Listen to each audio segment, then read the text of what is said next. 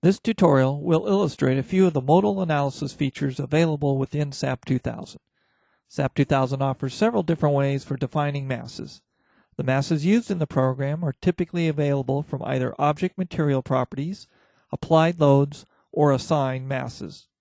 For the first option, the define materials command allows us to specify a weight per unit volume for each material type, which the program divides by gravity to calculate a mass per unit volume. This mass per volume is multiplied by the volume of the objects and then lumped by the program at the joints. One of the unique features of SAP 2000 is its ability to calculate mass from applied loads. Only loads in the negative z direction may be used to calculate mass. If this option is selected, the load will be divided by gravity and applied as a mass in the x, y, and z directions. In these units, a load of 386.4 applied in the minus z direction would result in a mass of 1. Added masses may also be assigned, in this case to the top-level joint objects, via the assign joint masses command. We will assign mass in only the local 1 or global x direction, and will ask the program to replace existing masses.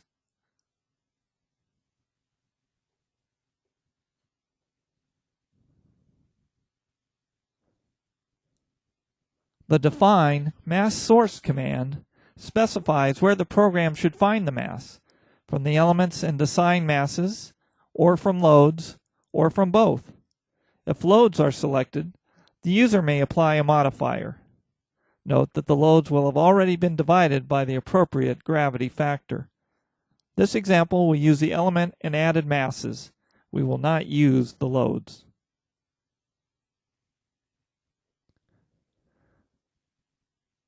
The define analysis cases command selects the analysis cases.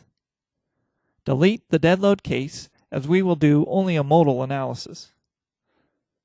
Select the modal case and click on the Modify Show button. Here we can specify the type of analysis, in this case modal, the type of vectors to be used, eigen for this tutorial, the initial conditions, and the number of modes to be generated, which will be set to 2 maximum.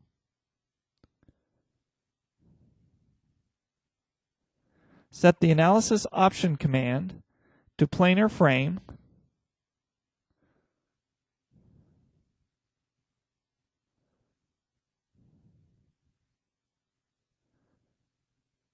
and then start the analysis.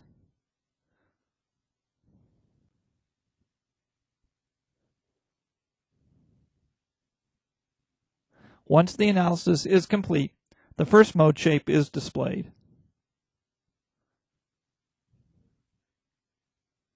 A click on the toggle button brings up Mode 2. In addition to the graphical display, tabular results are also readily available. Go to the Display Show Tables command and check the Joint Output box.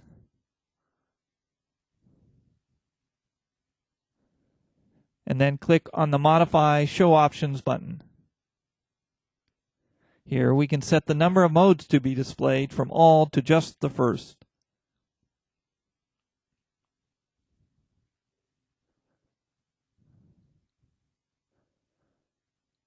The joint displacements table generated shows the relative displacements for all joints for the first mode.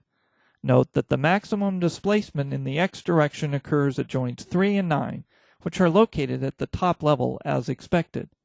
Note also that the displacement in the z or 3 direction is very small. Go back to the Display Show Tables command.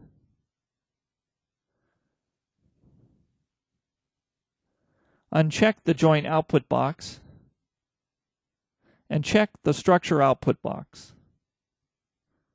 Click the Modify Show Options button again and select all modes.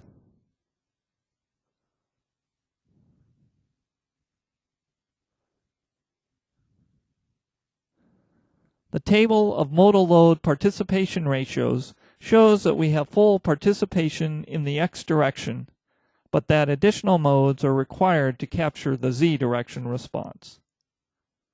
This concludes this tutorial.